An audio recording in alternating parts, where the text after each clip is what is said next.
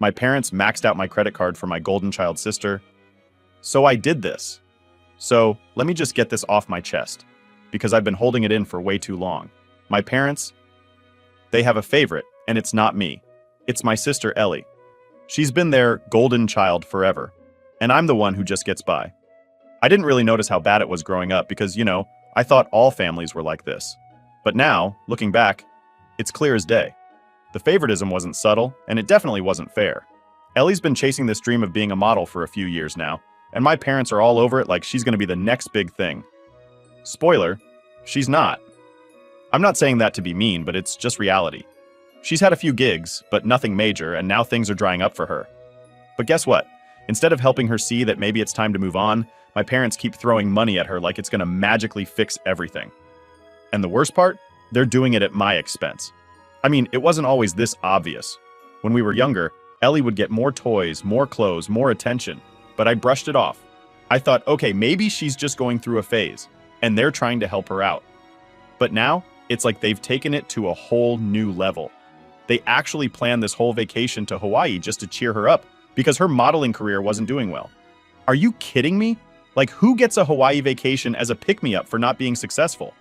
Here's where it gets really messed up. I only found out about the Hawaii trip by accident. They didn't even tell me.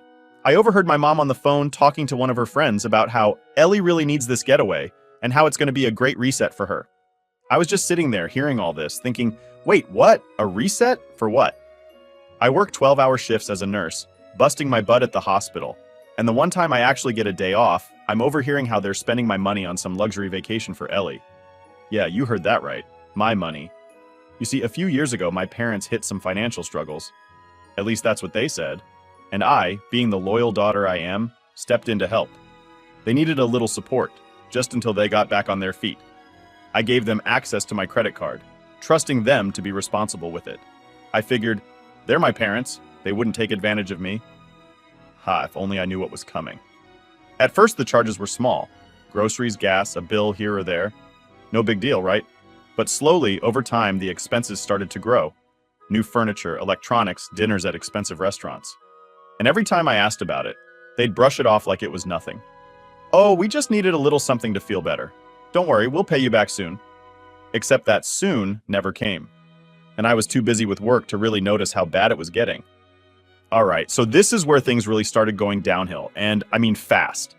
After the whole Hawaii trip reveal, I was already feeling like something had to give, like how much more of this was I supposed to put up with? But the thing that finally broke me wasn't even the vacation, it was the stupid handbag incident. So picture this, I just finished a long shift at the hospital. Patients, paperwork, the whole deal. I get home and there's this big box sitting on my doorstep. Now, I don't remember ordering anything, so I'm kind of confused, thinking, did I forget I bought something online? But no, my name's on the package and it's from some high-end designer brand. Like, the kind of place I would never shop at. I'm talking hundreds, maybe even thousands of dollars for a single item. I drag the box inside and open it up, and there it is. A designer handbag. Fancy leather, gold accents, the whole deal. My first reaction? Pure confusion. I'm standing there, staring at this bag like, did someone send this to me by mistake? There's no way this is mine. I checked the receipt inside, and yep, my name's on it. It's definitely meant for me. Or so I thought. So, like any normal person, I call my mom. Maybe it's a gift? Maybe, after everything, they're finally acknowledging how hard I work, and this is their way of saying thanks. I should have known better. Hey, Mom, I say, I got this package today. It's a designer handbag, and it has my name on it. Did you send this?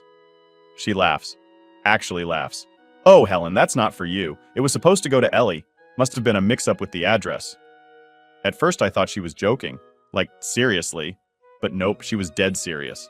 She goes on to explain how they bought it for Ellie because she's got some modeling gig coming up and she needs to look the part. I just stood there, holding the phone, holding this stupid handbag, feeling my blood boil. So it's not for me? I ask, just to be sure I'm hearing this right. No, honey, you don't really need something that expensive, do you? I mean, you're a nurse. Ellie needs it more for her career. You understand, right? And there it was. The thing that had been lurking under the surface for years, finally said out loud, "You're just a nurse." That's what she thought of me. All the years I'd spent studying, working long hours, sacrificing sleep and weekends, all of it boiled down to, you're just a nurse. Meanwhile, Ellie, the golden child, needed to look the part for her modeling career that wasn't even going anywhere. I couldn't believe what I was hearing. It was like the universe was slapping me in the face. I'd always known there was favoritism, but this was the next level. Not only was I not good enough to deserve a luxury handbag, but my career, the one I'd worked so hard for, wasn't even worthy of anything nice. And all because I wasn't chasing some superficial dream like Ellie was. I don't even remember how the rest of the conversation went. I think I just mumbled something about sending the bag to Ellie and hung up. My mind was spinning and I was pissed. Like, beyond pissed. It wasn't about the handbag. It was never about the handbag. It was about how they saw me, how they'd always seen me. And here's the thing. It's not like I need fancy things to feel good about myself. I don't need a designer bag to validate my career. But to have my own mother flat out tell me that I wasn't worth it, that was a different kind of hurt. Like, they didn't see me at all. All they saw was Ellie and her endless failing attempts to make it big, and I was just there. The reliable one. The one who didn't need anything because I'd always figure it out. That night I couldn't sleep. I kept replaying the conversation over and over in my head, trying to make sense of it.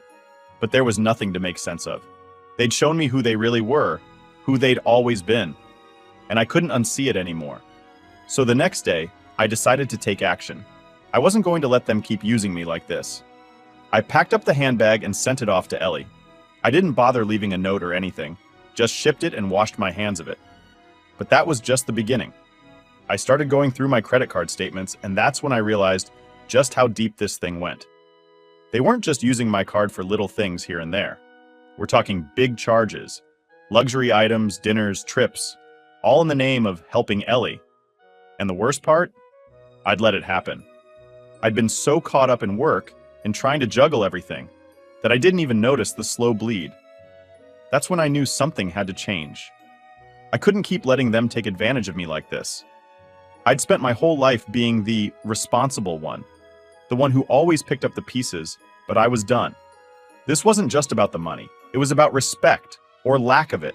I made a plan. The next time they called me asking for help, I wasn't going to just hand it over.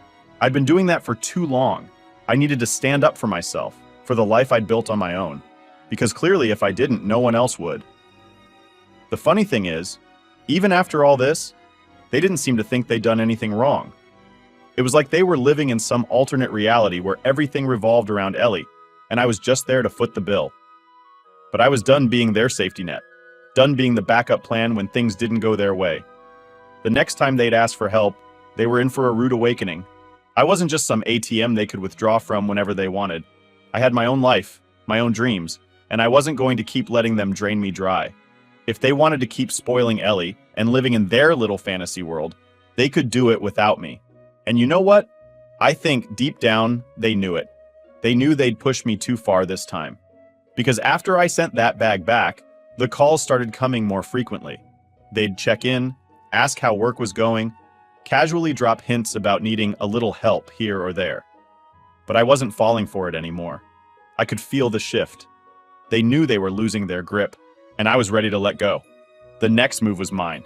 And this time, I wasn't playing by their rules.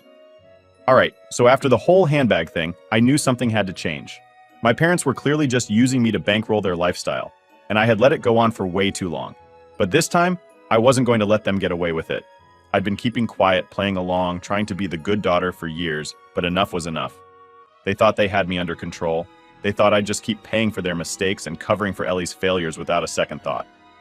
But I had other plans, and the best part? They didn't see it coming at all. So here's what went down. After shipping the handbag back to Ellie, I spent a couple of days thinking about how to handle this whole situation. I could have just cut them off completely right then, but I knew that wouldn't teach them anything. If I just stopped paying, they'd find some other way to manipulate me. No, I wanted them to feel it. I wanted them to understand what they'd done to me for all these years. That's when I came up with the idea. I was going to let them go on their precious vacation, but I wasn't going to fund it. Not this time. They'd been planning this Hawaii trip for months, all for Ellie, of course. My parents were acting like it was going to be the highlight of the year. Luxury hotels, fancy dinners, spa treatments, the whole 9 yards. And they were going to pay for it all with my credit card. Or so they thought. I waited until the night before they were set to leave. They were packing up, all excited, talking about how this trip is exactly what Ellie needs right now. I showed up at their house, pretending to be totally fine with everything. Played the part.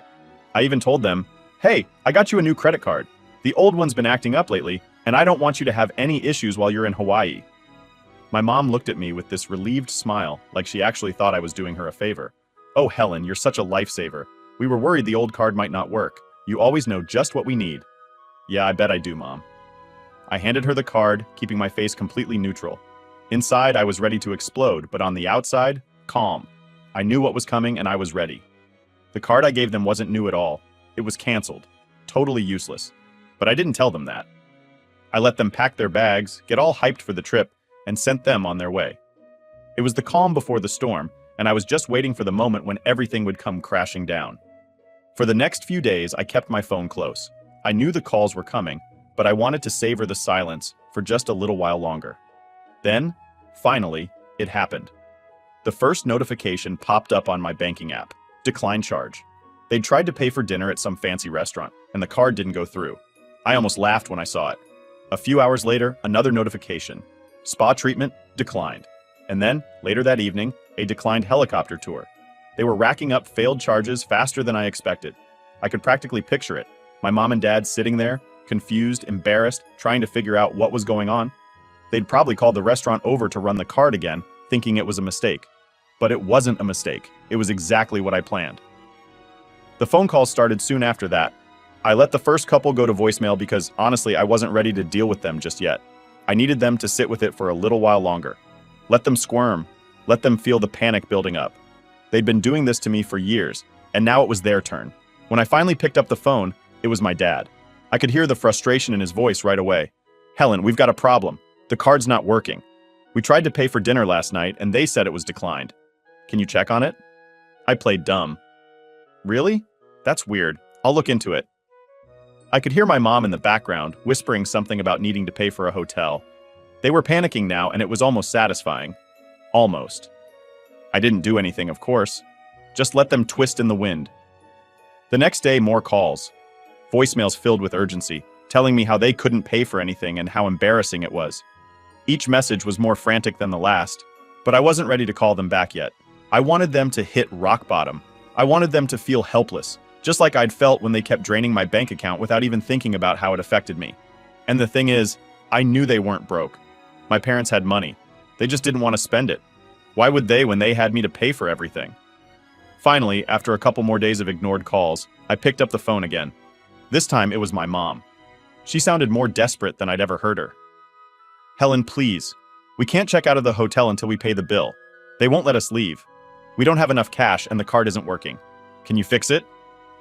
I took a deep breath, steadying myself. This was it. "No, Mom, I'm not fixing it." There was a long pause on the other end of the line, like she couldn't quite believe what she was hearing. "What do you mean, no? We need your help. You can't just leave us stranded here." "I'm done helping," I said, my voice firm. "You've been using me for years and I'm tired of it. This is on you now. You figure out how to get home. I'm not paying for anything anymore." The silence that followed was deafening. I could hear my mom trying to find the right words, trying to guilt me, but nothing came out. She knew I was serious. Finally, she whispered, "But we're your parents. You can't just leave us like this." I almost laughed at how absurd it was. After everything they'd done, after all the money they'd taken from me without a second thought, they still thought they could guilt me into bailing them out. "Yeah, well, you've left me high and dry for years," I said. "So now it's your turn. I'm done being your bank." And with that, I hung up the phone. I wasn't going to listen to their excuses anymore. I'd made my point, and for once, I was putting myself first. As I sat there, phone in hand, I felt something I hadn't felt in a long time. Relief. They were on their own now. They could figure it out or they could flounder. Either way, I was done. And honestly, it felt damn good. After I hung up the phone with my mom, I sat there for a while, just processing everything. I couldn't believe I'd actually done it. For the first time in my life, I'd said no, and it felt good. Like, really good. But at the same time, I knew it wasn't over. My parents didn't just give up that easily. They'd call again. They'd try to guilt me, manipulate me, make me feel like the bad guy for standing up for myself. And honestly, I wasn't sure I was ready for that. But the thing was, I had to be. I was tired of being used, of being the one they always counted on while they treated Ellie like some princess. I deserved better than that.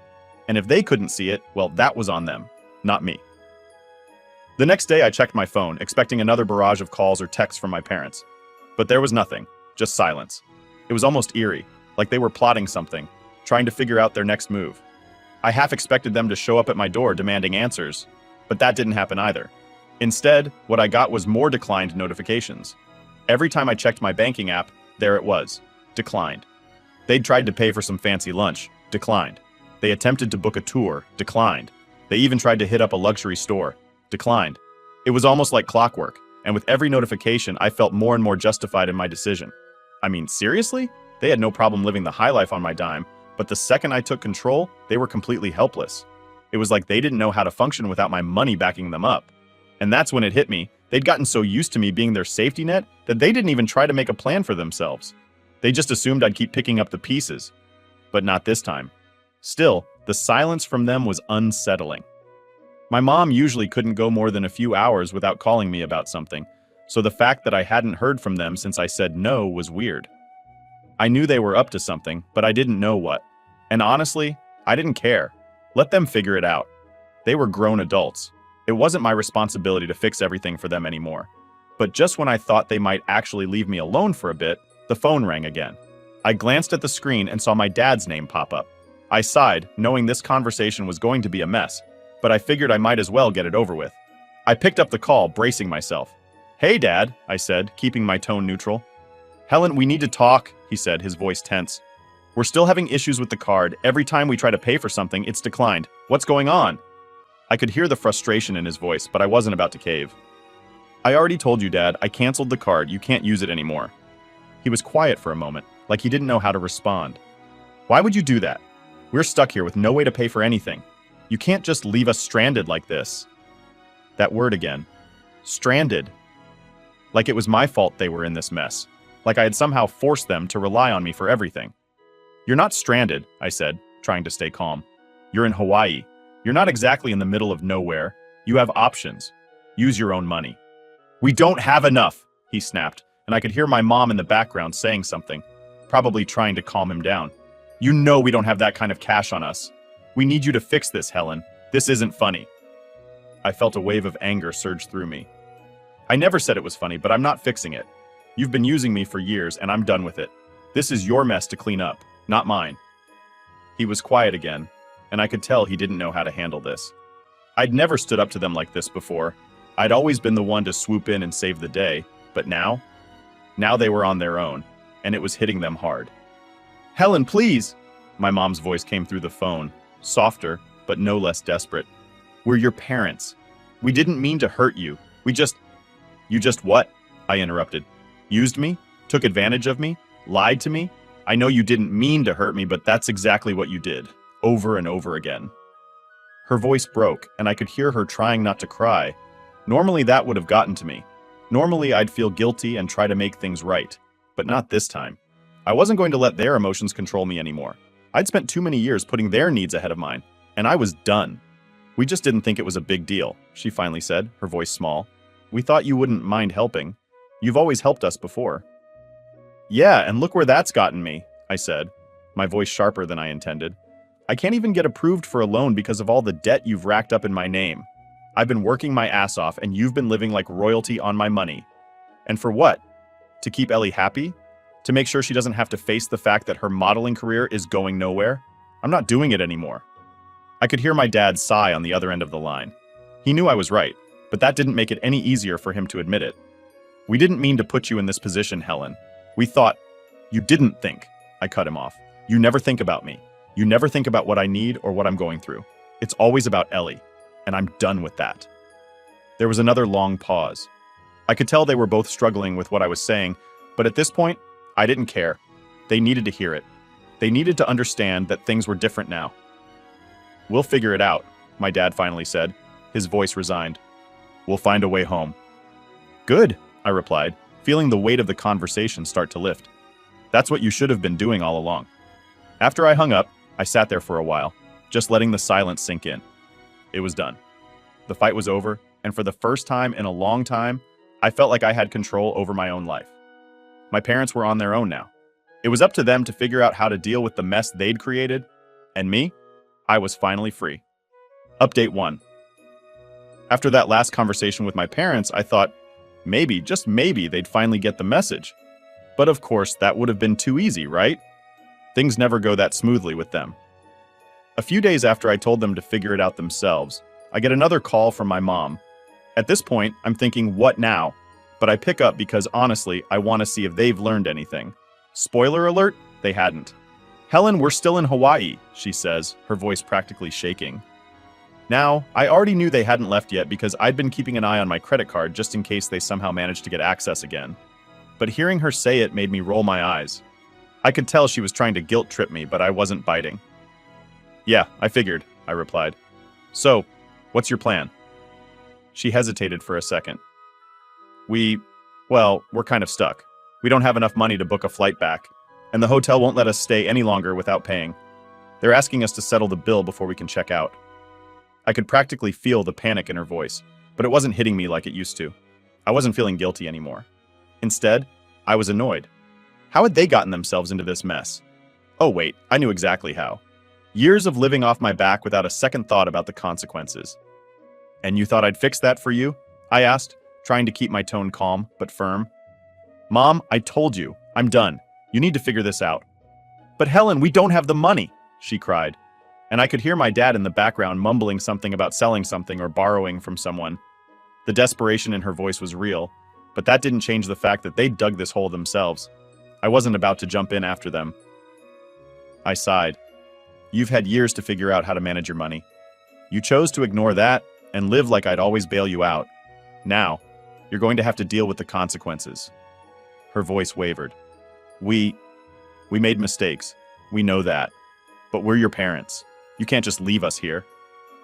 That was the part that got me. They really thought I couldn't just leave them there.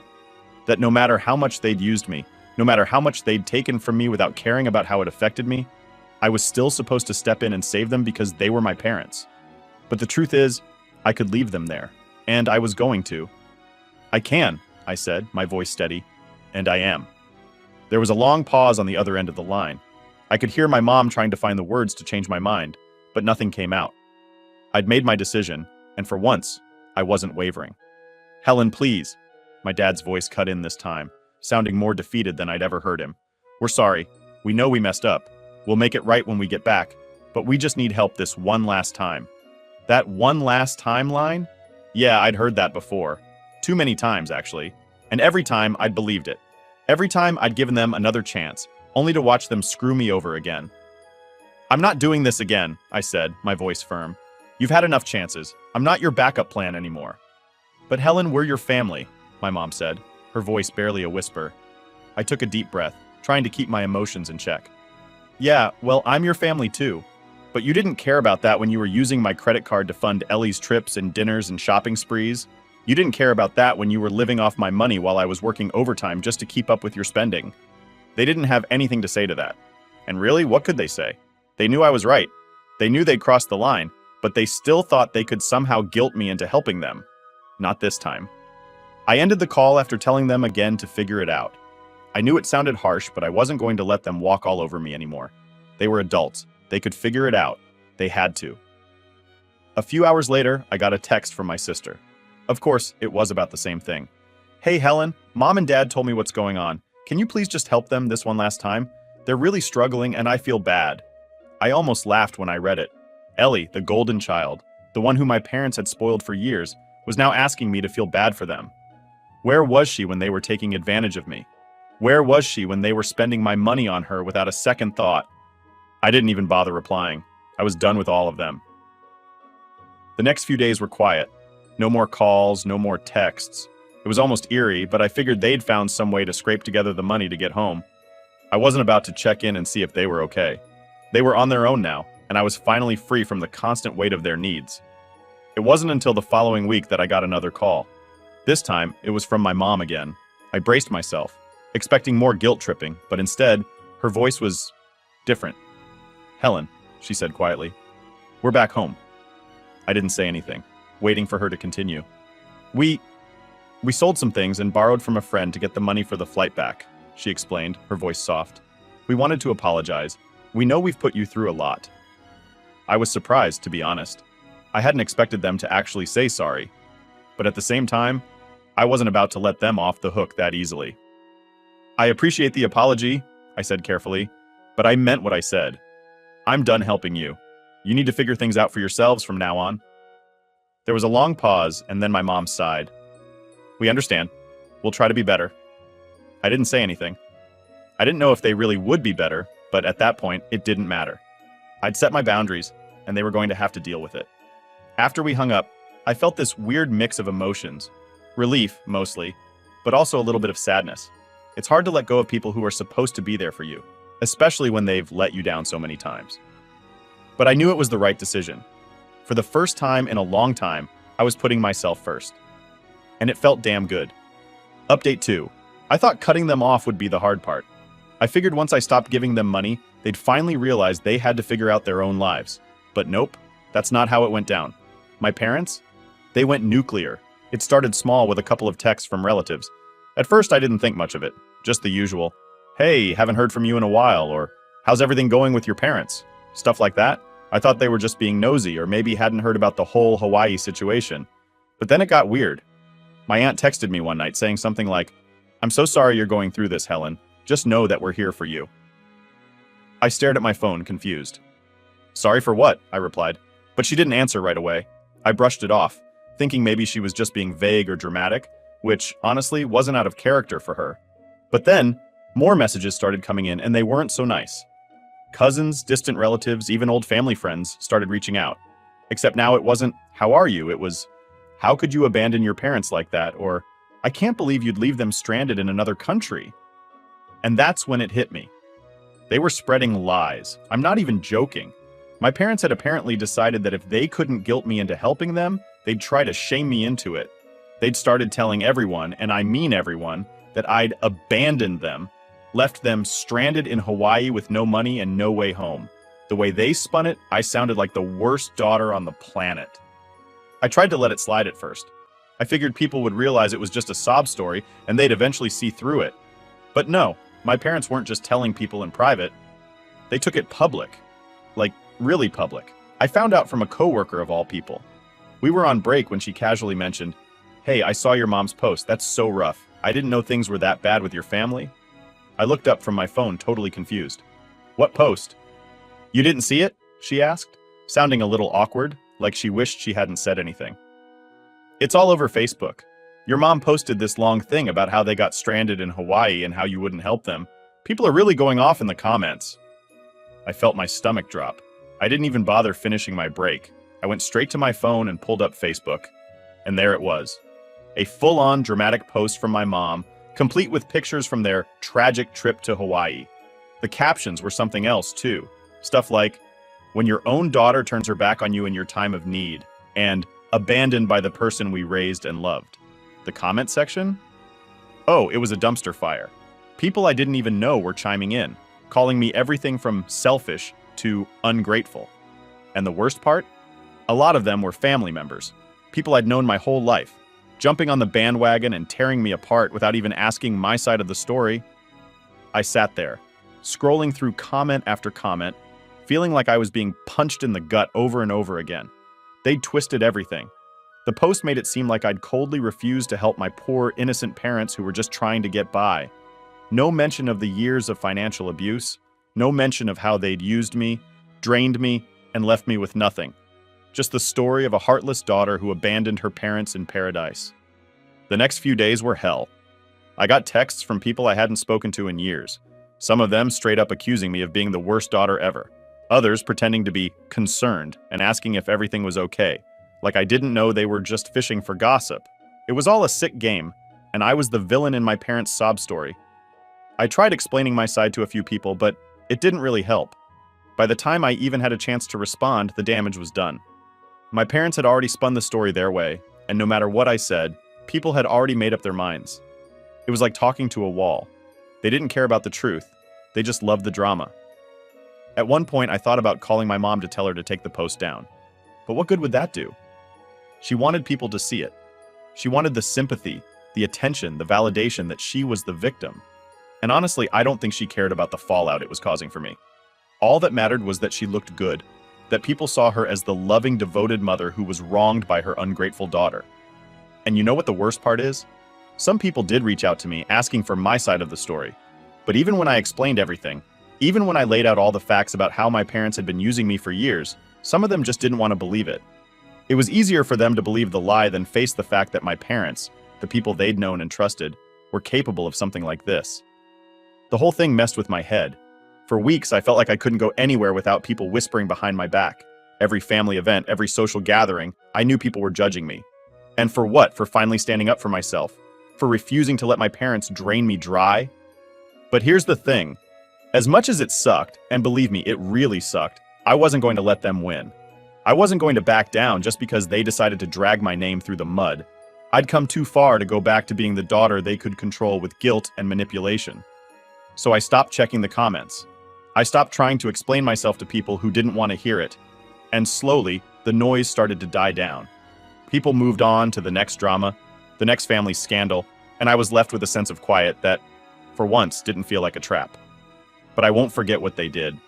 The way they tried to turn everyone against me. The way they painted me as the villain to cover up their own mistakes. It's something that sticks with you. Something that changes the way you see people. And yeah, it hurt, but it also made me stronger. I'm not their safety net anymore. I'm not their scapegoat. And no matter how many Facebook posts they make, no matter how many people they turn against me, I know I did the right thing. And in the end, that's all that really matters.